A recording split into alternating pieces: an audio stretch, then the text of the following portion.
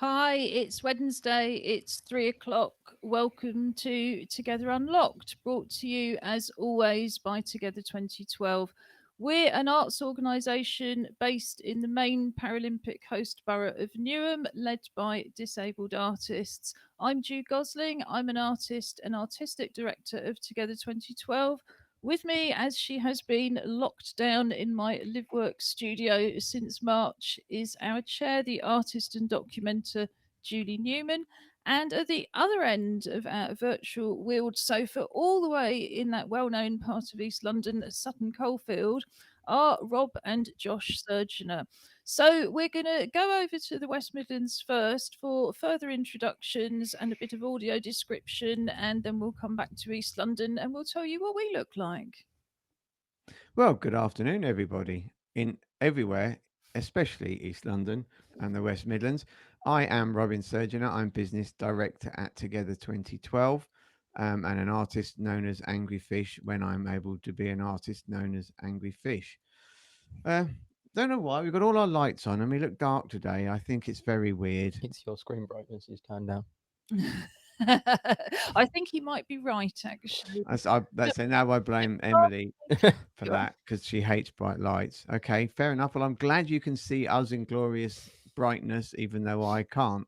So, on that note, I will just briefly describe myself as, other than being ever so slightly scatty, I have silvery grey hair and white and big backs of black. I'm wearing no rimmed black arm glasses. I'm very freshly shaved and looking dapper with my old man boy band look. And I am wearing a grey hoodie, which has an Olympic hoodie. It says Team GB in a small arc across the top, and then there's some Japanese writing. I'm assuming and hoping that that says Team GB, but in Japanese. And then it says Tokyo underneath with the logo for the Olympics, and again some more Japanese, which I'm assuming says Tokyo. I don't speak Japanese, so I couldn't tell you if it does or not. I would imagine it probably does, though. Uh, Hi, I'm Josh Surgeonator. I'm a PhD student, scientist, and a host of Together Unlocked. I have, well, of undeterminate coloured hair because it seems to be an ongoing conversation. I say blonde. Ju and Julie say ginger. I think it's probably somewhere in between at the moment. Strawberry Um, blonde. and I am wearing a sweatshirt, the main body of which is a kind of very light grey blue. The sleeves are a dark grey blue, and then on the left breast, in a kind of sky blue, baby blue, there is a silhouette of Michael Jordan dunking a basketball. Lovely. And that should give us a nice point to flag up the fact that after 3:30 at some point you will be giving a report on sport and gaming. So, as I said, I'm Ju Gosling. I've got short red, hennaed red hair in a corona crop. I've got black plastic glasses, black wrist braces, silver coloured jewellery, and a sort of lightish green long sleeve t shirt. Behind us is a graffiti type banner, and it's got images of all the different activities that we run during the year. So that's live music, poetry and spoken word, theatre, dance, carnival art, street art, and much, much more. But particularly today, poetry, and we will be talking about that later. But first, Julie, let's hear from you. What do you look like? I have gold and silver hair. Don't touch it. It's the subject of much intense speculation about hairstyles, etc., etc. Currently, it's through the hedge backwards. I have dark rimmed glasses. I'm wearing a long sleeve t shirt because it's a bit chilly. And funnily enough, it's got a Japanese, beautiful actually, Japanese lady on the front as a motif. It was bought from Woolworths. I was trying to remember many, many years ago when they had a superstore. And, I used When there was a I was going Woolworths. to say and that's a yeah, blast from the past. yeah, absolutely. And I used to like shopping there. But I put this on really partly because it's got long sleeves, but also partly because I very much enjoyed the Bake Off last night. And that's the one that's been criticised heavily for being culturally illiterate because they claimed everything was Japanese, but in fact steamed buns are Chinese, They are etc. Chinese for sure. But that was actually great for me because I sat there thinking, really? I always thought only Chinese people cooked steamed buns because char siu bao, which are pork buns, are one of my favourite dim sum meals. So I was quite relieved this morning to discover that in fact this was not a Japanese food. But yes, Bake Off was great, but don't worry, we're not going to be chatting about Bake Off now. But I do think it was good to actually bring up another cuisine other than staid English, sort of, or even perhaps more interestingly French patisserie. But I thought it was an interesting aspect of it. Yes, I mean, I think they've got a long way to go before Yeah. they really reflect the cultures of East London. Here in Newham, I think almost half of our residents don't speak English at home, so I would assume they're not cooking that disgusting British cuisine, which is, well, not even fish and chips aren't even British, are they? We're kind of not really good at doing much apart Where from. did they come from? Well, fish and chips are Jewish. What, battered fish? Yes, with chips. Well, you But learn we weren't something gonna- new every day. But I don't promise you, we really are an arts program, and And so, well, I think that from an artist point of view, Sandy Toksvig not being on there is awful because since she was on number 73, Sandy Toksvig I think is an incredible woman, writer, artist, and they haven't got any other comedians on the show as far as I'm concerned. okay, so apparently we are still talking about Bake Off. The only way that I can link this in at all is to give a plug for our Arts Awards programme. Arts Award are a qualification, well, a whole series of qualifications that young people can study from primary school age up to and including the age of 25. And as you progress up, they become nationally recognised qualifications, and the Gold Award actually attracts UCAS points.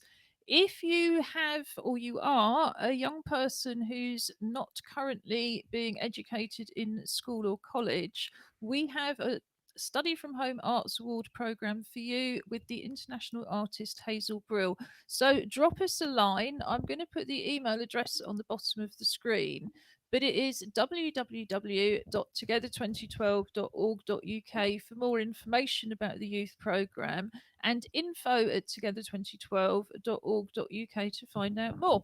And puzzled men, the reason this is linking is because cake decoration is considered an art. Yay. So if you're into baking, you can look at that for your Arts Award. Also, things like nail decoration, industrial design, Knitting. fashion. Yeah, I mean, well, I hope we would all take some kind of craft form. But yes, they really do cover every form of art and craft. So, like I say, if you're studying from home or you're just not in college at all and you're under the age of 25, get in touch. We will be delighted to enrol you for our Arts Award programme. We've had to restrict it because when Hazel started work for us in January, she was only going to be working in East London, and now she's working nationally. So we think it's probably best to just restrict it, as we say, to people for whatever reason, are not attending school or college at the moment.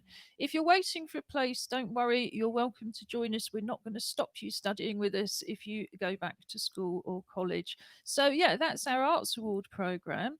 And now I shall move on to our clubs programme, which is what we call our outreach programme. We're an arts organisation, and each year we produce a month-long festival in Disability History Month, which starts next month. And all of the art forms I've talked about are represented in that festival. But we also operate a year-round outreach programme, which is now running on the internet and Zoom. So we have our Join In From Home programme based on our website, and we're going to tell you a little bit more about that around 3:25. But we also have our clubs programme, which was taking place in East Ham on weekday mornings and is now operating by Zoom and phone instead. So, Julie, tell us more about the Pop Up Poetry Club. And for anybody who's wondering, the little brown cat that's just joined Julie on her lap is called Jinx. And under our main Together Unlock TV page on our website, there's a highlights and links page where we will be putting all of the poems and the links to anything we discussed today. But there's also an animal hosts page if you want to find out more about the animals that wander in and out of the studios at will. So, Julie, tell us more about the club and how it operates. I will. Do you mind just clearing the monitor for me? So, thank you. Lovely. Thank you very much. It's just that sometimes there's a box that comes up and I can see everybody except me, and it's a bit surreal. Well, I'm afraid it's going to come up again in a minute because The it's necessary. Poetry Club is a phone-in club. It's free phones. We've set up the system. We commissioned somebody to create a free phone account for us. So our engagement support officer, Noel, phones everybody who's Worker. He's not an participating. officer. Well, he's a worker. Sorry, local authority jargon springs in from time to time. This is a tabby officer sitting on my lap. So Noel gives people a ring when they're participating. We all join up, and for the first half hour, we read poems, and then we have a Blake. Sorry, a Blake. I just see Blake come up at the bottom. Yes, I've just added a live chat comment from Blake There we go, Jarrett Blake, Gibbons we about the did. cat, which says, "Oh bless, I can't lie. I'm an animal lover. One day I will have to send you photos of Ren." Sorry, Julie, it's obviously going to be one of those days for Well, you, yeah, isn't it? Well, it's fun. It's full of adventure, isn't it?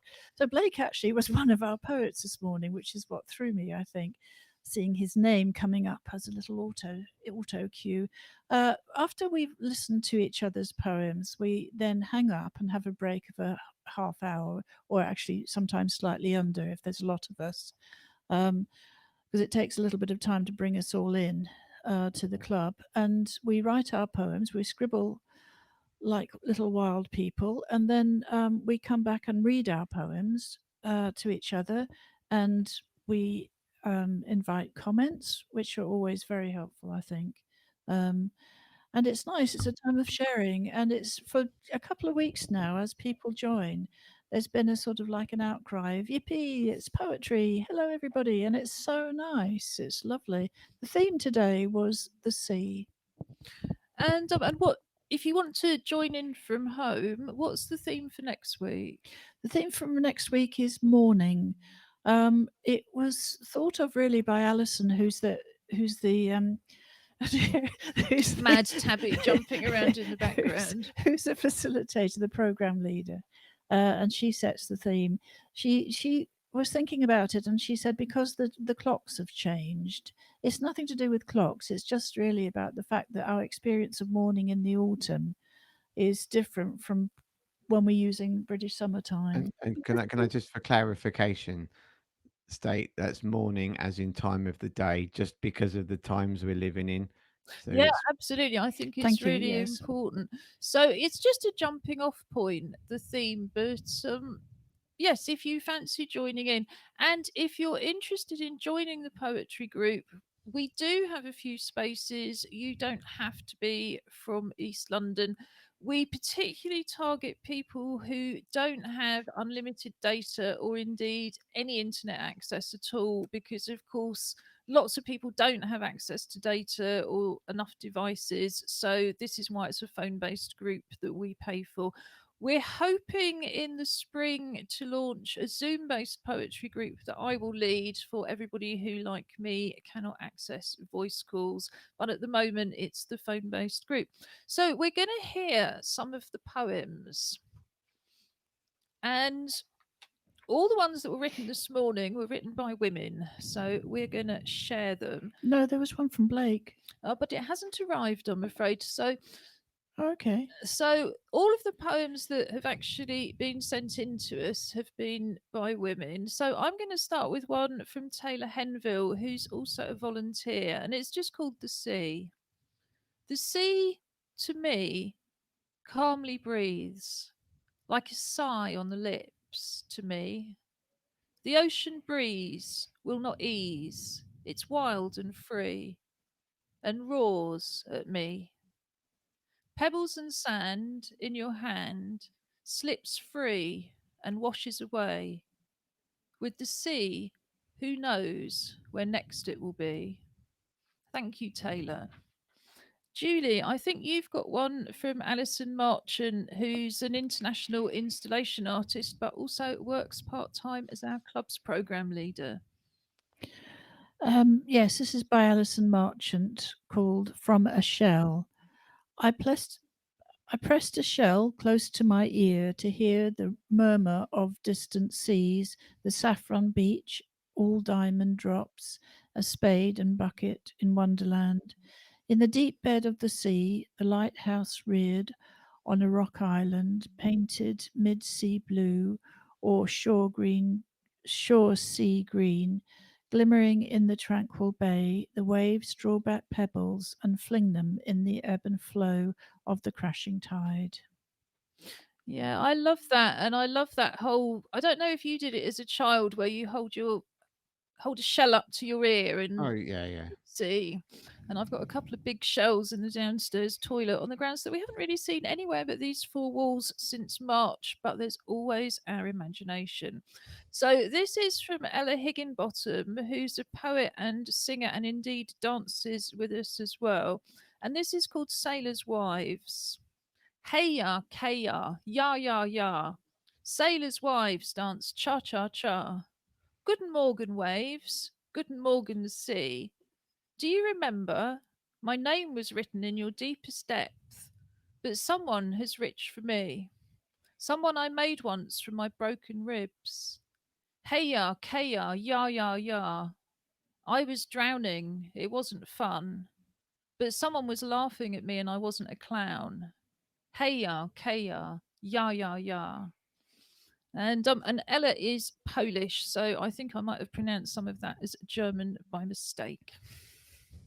Julie, you wrote your own poem, didn't you?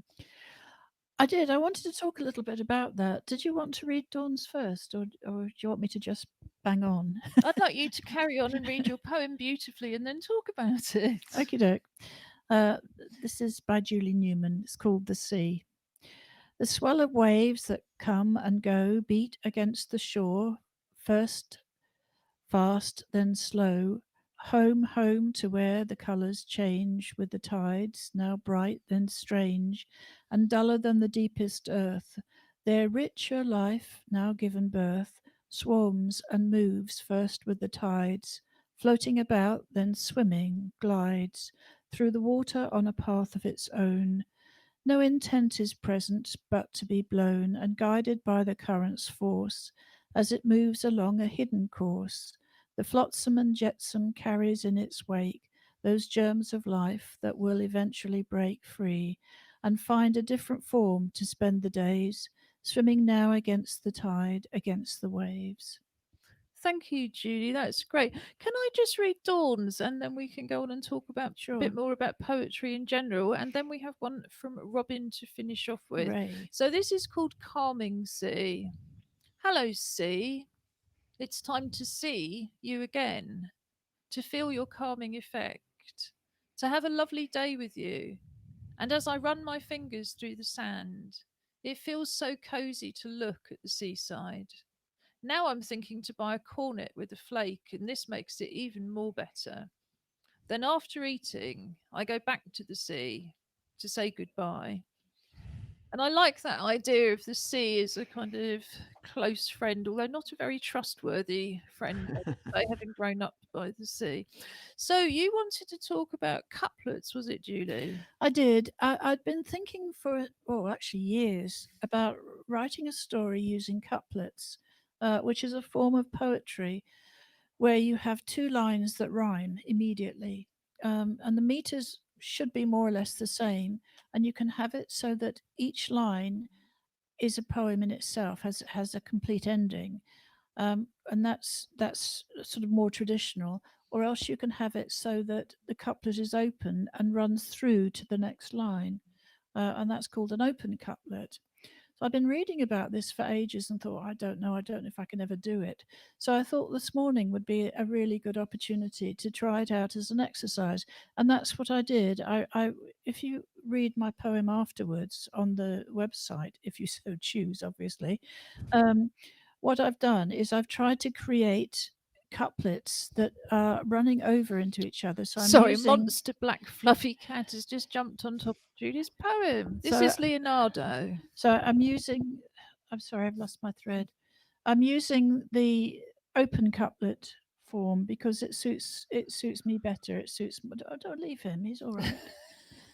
He's not at all right. We couldn't tell the difference between where his fur finished and your hair starts, Julie. That's the trouble.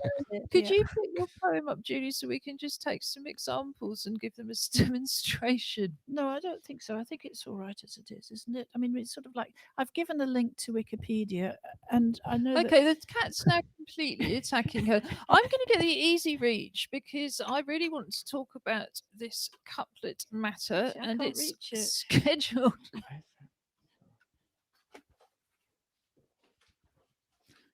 It's a good thing we bought some new easy reach. I mean, while you're doing that, Please don't, Robin. what? Right, it's been a so bit I'm chaotic going to here. give you some. I think a little bit of anarchy is always good, but let's not go completely over the top. So here's some examples while Julie beats the cat off. So the first two lines are the swell of waves that come and go, beat against the shore, first fast, then slow. So they rhyme. So they're an open couplet because the sentences aren't complete in themselves. Is that's that right? right. But Yeah. they still rhyme at the end of Yeah, each one. that's exactly So right. the next two lines are home, home to where the colours change, with the tides now bright, then strange. And duller than the deepest earth, their richer life now given birth. So is that the whole? But the two lines together still make sense, don't they? So Yes. that's because I have to be honest. Even though I studied English literature as part of my degree at university and got an English literature A level, I've never actually heard of couplets myself. And I write quite a lot of poems with rhymes at the end, but I never knew. Can, So can I just say it's one of the oldest forms of poetry? It goes right back to Chaucer and those guys.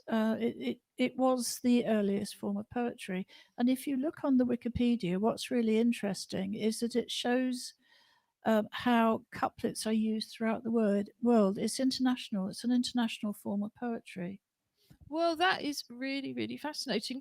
I mean, you've written poetry for a lot longer than I have, Robin, as well as lyrics. Is this a form you were familiar with? Absolutely. I mean, Shakespeare was a prime Yeah. deliverer of rhyming couplets. But my one man show, All the Things We Could Have Been, is entirely written in rhyming couplets. Um, and there's lots of reasons for it. It is a very good way of telling the story.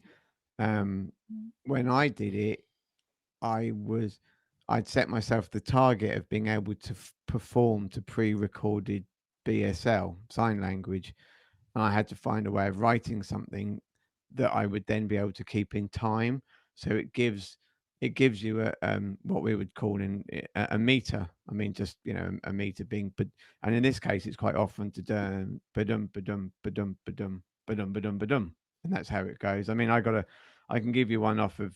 I would that when you would drop the poem, I was going to say I've got some to hand in case you needed it, and I think I read this the other week, and it's called Self-Examination. But I'll just give you the first couple of lines, and it says, "Now don't let it be said that I'm afraid to take responsibility, as with a certain detachment, I can examine the feasibility of any."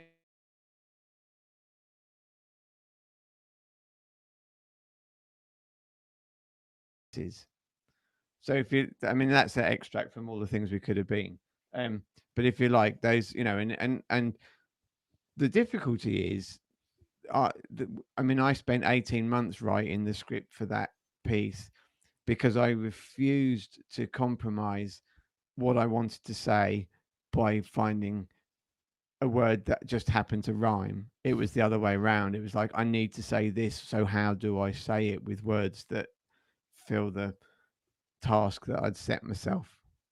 Yeah, I mean, sometimes when I finish writing something, I go back and I count the beats, and it quite usually, but not always, on the syllables, and see what pattern emerges. And then if there's one line that's got a beat too little or a beat, yeah, too much, then I'll look for another word that means the same thing just to get the beats right. But I think it's time, sadly, because this is fascinating and perhaps something we can take up again next Wednesday, to move on. But before we do that, we have one more poem on the subject of sea, which is your poem Underwater Boy. Yeah, that's correct. I mean, it's probably this was a last minute throw in. It's very much about the sea, but also it was written. It's about a lost soul. Okay, so the underwater boy. The waves are crashing, smashing rocks, but the underwater boy dreams away. Angry visions of destruction and lies, a peaceless message through the seas relayed. He doesn't understand the lives he's wrecked, the hurting, the hurting, the hurting his hurting has caused. The underwater boy who lived through death seeks only modest applause. The seagulls clap without remorse as they fly to scavenge the blooded shores, as they spill the spoils of carcass love. The underwater boy laughs at the scores of his cause.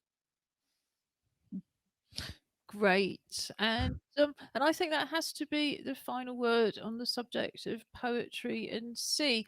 It's Wednesday, so it's also, as well as poetry, virtual Nature Watch Day. We started this feature back in April because even our tiny back garden is really out of bounds a lot of the time because it's impossible to socially distance if the neighbours are out. So we started sending out one of our assistant's dogs with a camera on her back, and Precious Cam has been a wonderful feature.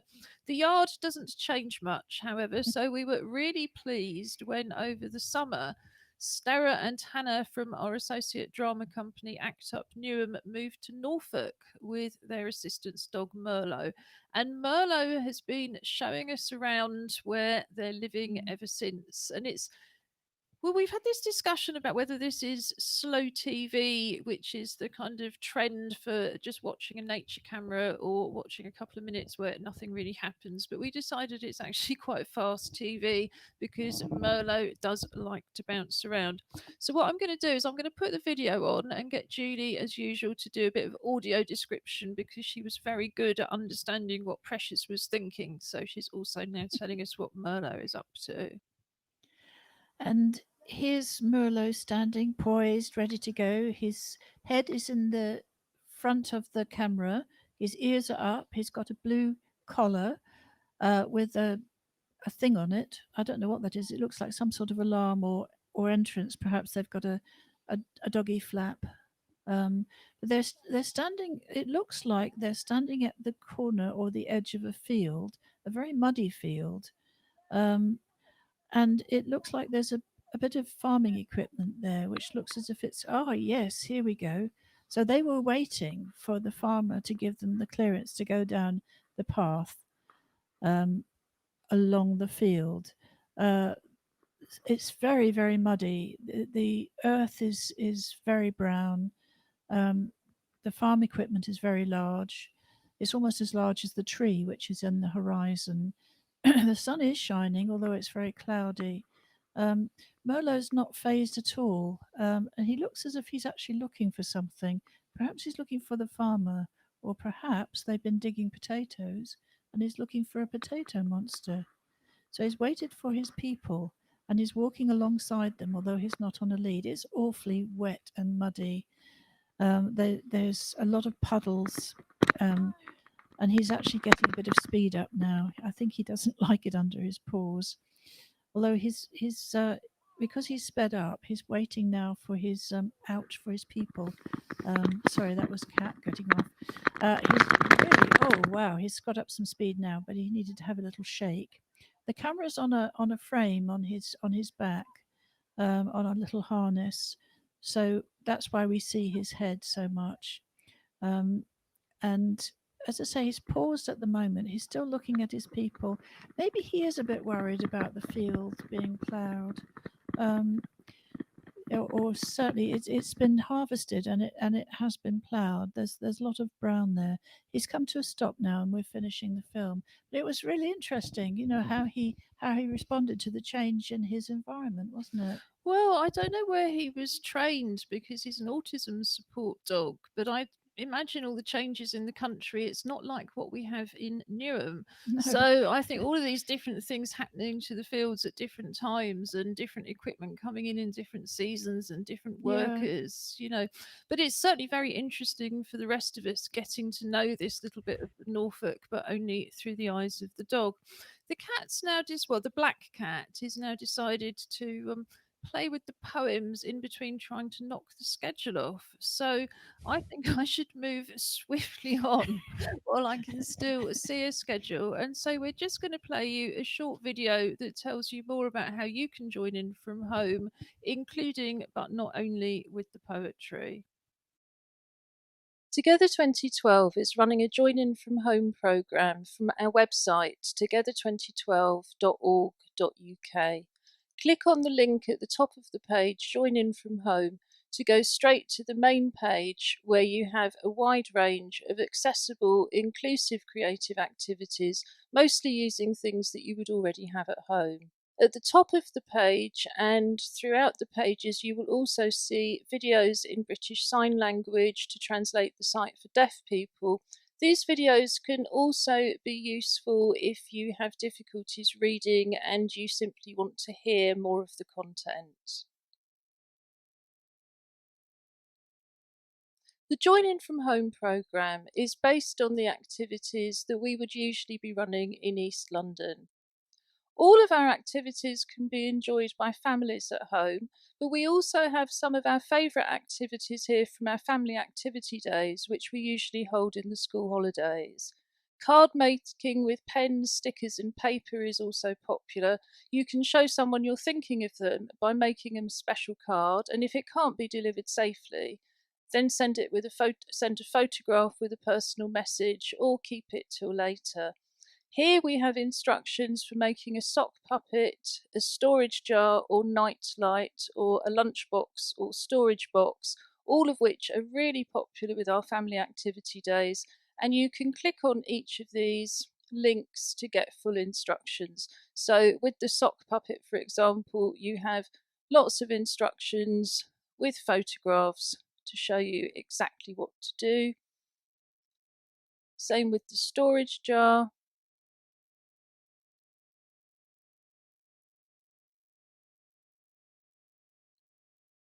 And same with the lunchbox or storage box. And you can see how effective it is just to use very, very simple techniques.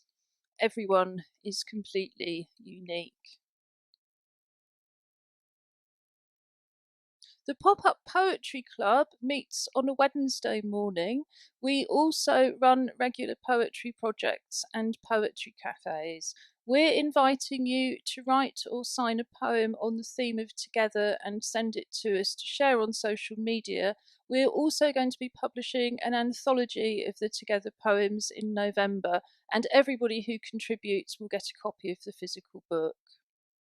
And it's going to be coming out towards the end of November, so there is just a fraction of time left. We would love to have your poems on the subject of Together. We can take signed poems as videos or series of photographs, and indeed we would love to see your videos of your poems. Anyway, we've had some lovely ones in, and I'm just going to pop on one now from Ellen Goody, who's recorded this over Zoom with the help of Hannah from Act Up Newham. We are strong. Together we can make it. The sun is shining in the sky. Birds are singing in the sky. Children are playing and going to school. We made that happen together. We are best friends together forever. Brilliant. It makes so much difference when somebody reads their own poetry, doesn't it? It does. And I think it's one Mm. of the things about poems, they're meant to be read by other people, not just in books, but out loud and to other people. And that's what keeps poems, so immortal. But there's nothing like hearing the poet. Yeah, the poem in the poet's Mm. own voice. And that was lovely. Thank you, Ellen. And thank you, as always, Hannah. I think you wanted to say something, Robin? No, just exactly what you're saying. Just really to reiterate that point that actually, I mean, I turned my sound up to make sure I heard how she was saying it, and I thought that was really important. And so no, great poem. Thank you. I'm just having a few problems with our I like this one. We look big. yeah, well, you stay there for a minute. We've actually got a storm raging in the Yeah. background, which I think is one of the reasons that the internet is not behaving as well, perhaps, as it might. Oh, We sent it down from Monday. We thought it was your Thank turn. you very much for sharing. yes, we just keep passing this weather around. I mean, if you're in Scotland, obviously we're just, soft southerners, and ditto if you're in West Wales. And a big shout out to anybody who's under new restrictions since we were last on air. You may enjoy, if you're one of the people shielding like ourselves, still furloughed or otherwise at home when you would rather be doing something else, you may be as desperate as we are and very much enjoy our Clockwork Paralympics. And to anybody else, well, we don't really apologise. We've been running the Clockwork Paralympics since March, really partly for Robin's sake, because Robin is a Paralympian and until the summer he wasn't even able to go out and do his swimming coaching. We also take part in the International Virtual Teddy Bear Hunt. So each week we put forward new teddy bears who have the right to wear a medal if our Clockwork competitor wins. So do you want to introduce your bear first, Robin? Um, hello. I'm the Millennium Bear. There you go. So He's representing Birmingham Commonwealth 2020 today. 2022. 2022 even. He is just the Millennium Bear that was Joshua's from his grand nanny, I think. You're looking at me. I was 5, mate. I don't know. Oh, right. What, see, In fact, I think I was 4. the actually. immaturity of children of these millennials. So anyway, this was Joshua's Millennium Teddy, and it's still actually in pretty good nick. Yes, it does look like it's not been played with in the slightest. Being born in 1995, I don't remember who gave me the teddy in 1999. Thanks. Well, you'll have to deal with your ungrateful child later. Meantime, we have Liz, the English Heritage Bear. I think Liz has made 1 or 2 previous appearances on this show. I got Liz when I went up to Yorkshire. I think, in fact, for my very first virtual work of art, which was back in 1999. And I worked with an organisation called the Art House to do an artist residency where I was based at home and the other artist was based on the English Heritage Site, Mount Grace Priory. If you want to find out what happens, it's all on the website. But I named Liz rather disrespectfully after Liz Whitehead, who founded the Art House, who were organising the residency. So Liz is playing for our usual gold plastic medal, which is the only medal we have in the house. What's Millie playing for? Sorry. a toilet A roll. toilet roll. This because at these current times, and there were even at this time shortages in Asda of toilet roll, this is as valuable as a gold medal. And that's coming from a multi-gold medal. Absolutely. It's a shame you can't send it down to Newham. So you hang on to Liz, Judy. With the Paralympics, what we do is we give the West Midlands a choice of competitors, and it's going to be: is it going to be the competitor in my right hand or my left hand? At the today, we are racing Clockwork Caterpillars. We're going to go for your left hand, so right hand side of the screen. Okie doke. I'm going to pop this up, and then I'm going to get Josh to do the commentary. So we have our two competitors ready to go. We have the green on the left, orange on the right. And currently it looks like a very close tie, but I think that may be the camera angle. And they appear to be veering slightly off to the left. But it does appear that orange has edged into the lead and performed an absolutely filthy maneuver to cut up the green competitor. Oh no, but the green. But the green has persevered. Yes. And has kept going. He's got more stamina, so he has made it further along the racetrack. I don't think any of their competitors yet have actually reached the finish line in any of the races. It seems to be a race of attrition more than anything else, I think, mostly. But I mean, I did go out and buy some new Clockwork competitors on the grounds that some of the competitors just career into each other. So tell me, who actually won? you did. Did we? Yeah. I thought you were going on the right-hand side. It's the right-hand side of the screen, released Ah, from the left hand. The actual left hand of the person. Yes, Yeah. left hand, Ju's left hand, right hand screen. Oh, we've won. Yes, Yay. well, I managed to drop my gold plastic medal. So I faff around with the easy reach. You see, it's very good to have an easy reach. You can pick up poems, you can pick up gold medals, you can try in vain to stop the cat taking down all of the magnets off our lovely community fund whiteboard and then removing the schedule.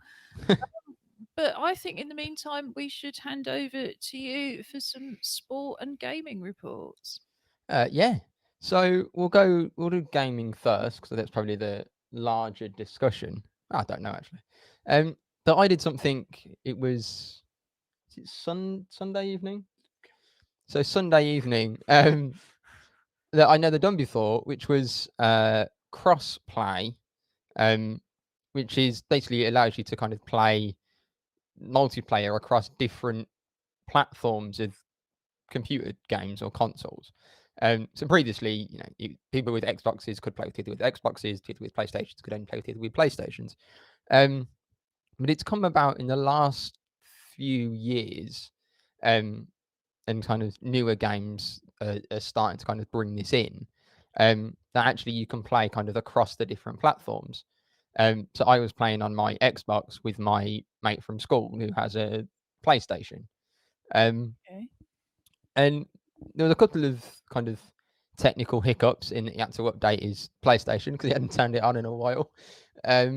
But actually, kind of once we'd all kind of got signed in and got it all sorted, we literally just kind of put my name into his PlayStation to search it, and it worked seamlessly. It was kind of really easy to set up, and there was no kind of issues with connecting or anything, and it worked really well. And yeah, it was really good fun because it's the first time we've ever been able to do it. Because previously we've had different kind of consoles, so we weren't able to play together, apart from when we were in the same house.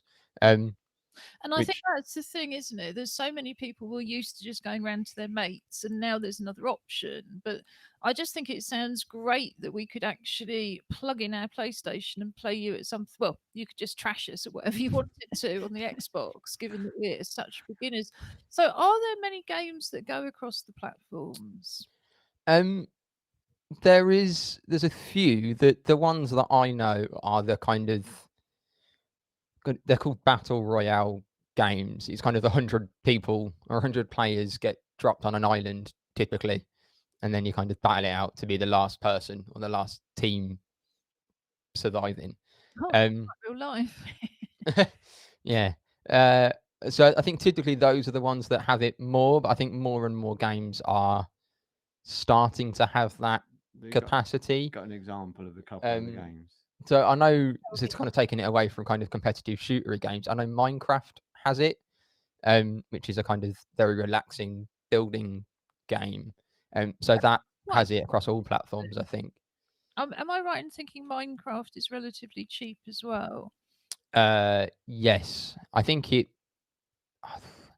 I don't know the exact price. I think it's probably about £15, but that could be that's an absolute guess. I think it's around that level. But they're like in-app purchases, aren't they?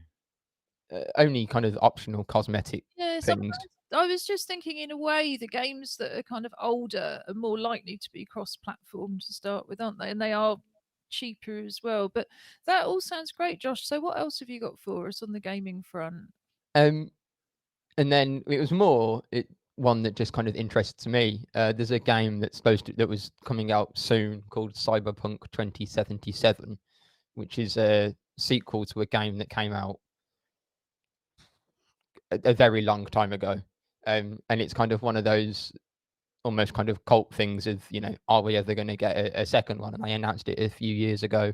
And it's got kind of Keanu Reeves is the main character. So he's done all the kind of the voice acting and the motion capture modeling and things. I mean, it looks incredible.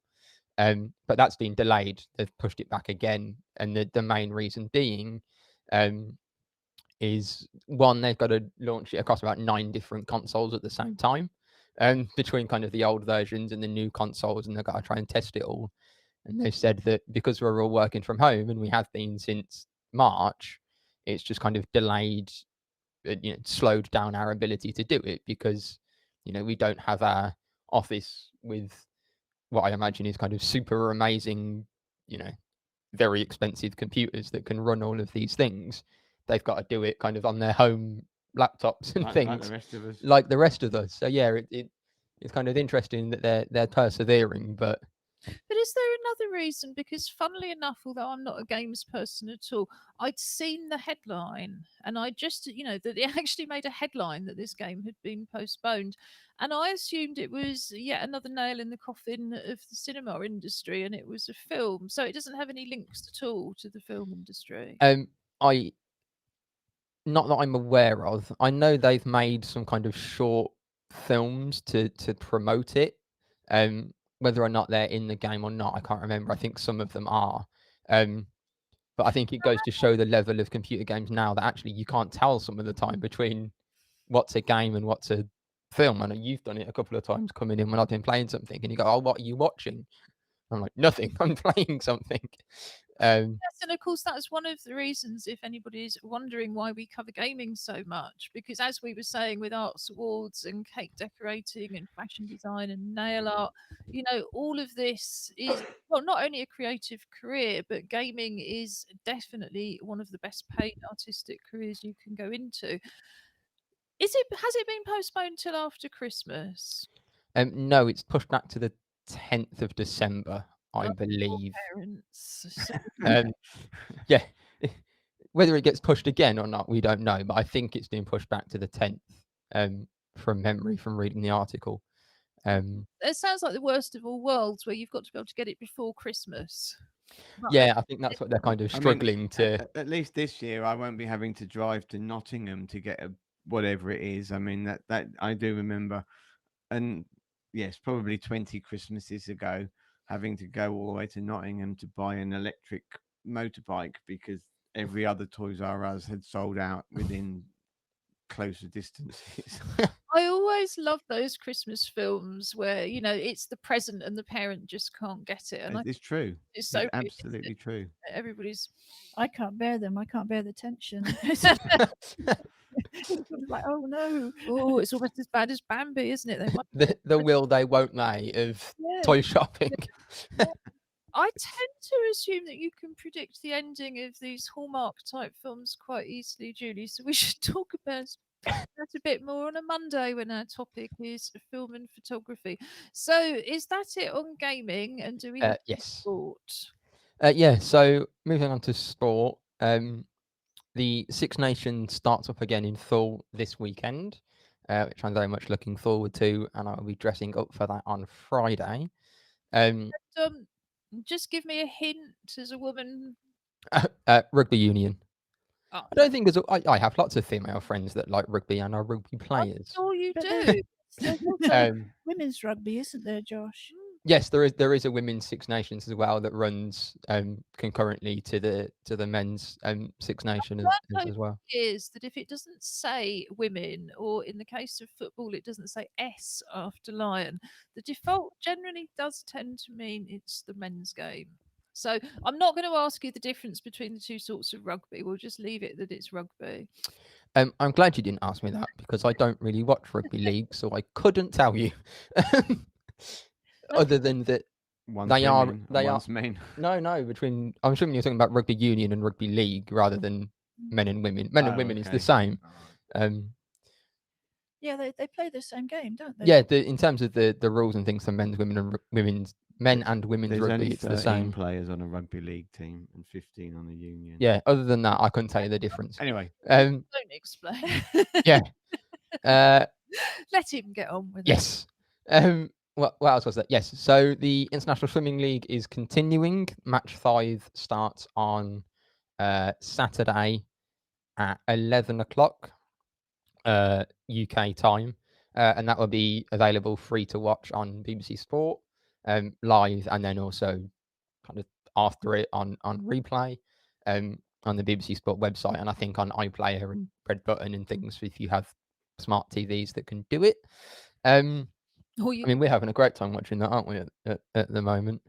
And they've kind of put in some really interesting kind of changes and innovations that haven't been seen in swimming. One of the things they've put in is that there's now live places behind the different swimmers. So kind of on the 50 where it's 2 lengths, it doesn't, you can kind of see who's in the lead. But for some of the longer events, especially for those people that don't really watch swimming, having a kind of big flag behind the swimmer that says this person's in first, this person's in fifth, is really quite yeah, useful. so like superimposed into the Well, lane. no, I'm beginning to get you now, and it's been the case for sailing, which is the sport I do really enjoy for some time, and it makes it so much easier when you've got these invisible lines kind of put across the ocean to say, well, this is the route they're following, and this is the way they've got to go, and so on. Yeah, and it's all kind of ways to make it more accessible and more watchable by people that don't know anything about the sport. So that's continuing, which is good fun. And then the final one was that today, this morning, I think the International Paralympic Committee announced that they are going to be sending a refugee team to the Tokyo Paralympics, which was something that the IOC, the Olympic Committee, did or started in Rio in 2016, and they were doing again for Tokyo.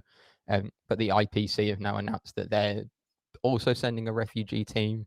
They're going to be supporting them with kind of qualifications and accessing things, coaching support, funding, and they're putting in a legacy program as well, so that to kind of support those athletes after Tokyo to continue to kind of compete and access international events.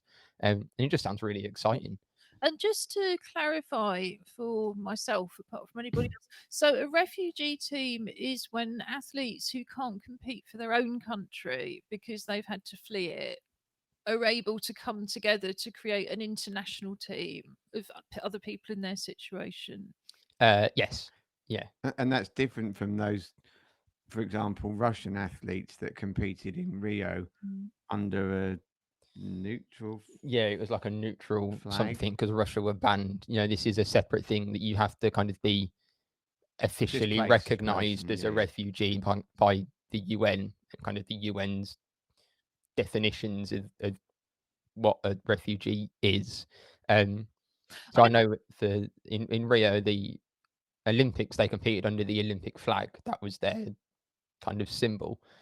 So I assume, the 5 rings. So I assume for the Paralympics, it will be Whatever the latest Paralympic symbol is. Is it the 3 agitos or agitos? Which are the 3 kind of. Yes, it took me a long time to learn how to pronounce that, and then I forgot again. But yes, for anybody who doesn't understand the Olympic rings that are so famous, the Paralympics actually use 3 strangely shaped symbols which have a name instead, and they are in red, green, and blue. There's There's 3 kind of swooshes, I think probably describes it best. For anyone who has nothing better to do, if you go all the way back to 1988, there is a very funny interview with me and a fellow athlete called Andy Gilbert discussing for the BBC what the then 5-coloured logo represented. It's very funny. I realised it had changed again. However, we won't get too bogged down in that now. Has anything changed as a result of the different rules? I mean, for example, what has been the impact of the 2-week fire break if you're in Wales on sport? I don't know. I know that in terms of like tier 3 lockdowns, Liverpool kind of gyms and things are closed. I know in Sheffield they aren't. So I think that's kind of down to local authorities rather than Yeah, there a seems national mandate. a work in progress on that one because a lot of gyms have pointed out that they've gone to huge efforts, and have very, very tight procedures in place, and it's a completely different thing than to going into somebody's home. So yes, I believe they're opening up, but there are still, for anybody who's been locked out of their gym, there are still quite a lot of videos and different things around from the first lockdown. So don't give up. There's also a lot of people also still delivering private classes and group classes online for all of us for whom shielding never actually stopped. But do you know, are they still playing sports events behind closed doors? I haven't seen news of any cancellations. Um, I was going to say certainly in in England they are. I don't know about. I mean, if I don't know, for example, if Liverpool can play their home games, or Everton can play their home games. yeah, I'm not sure, but I think professional sport and amateur sport has been treated differently throughout lockdown, just because it's a lot easier to kind of impose those restrictions on the professional players. I read, 'Cause but I read about the women's rugby Six Nations was that the England women had to cancel a game because there was a failure in with the bubbling or whatever they've been doing, where they've been sheltering people. Yeah, I think if there's any kind of cases, then anything gets abandoned as per kind of isolation guidelines. In terms of if there's no cases, then I don't know on an amateur side or a professional for that matter. We will try and check it out for you for Friday.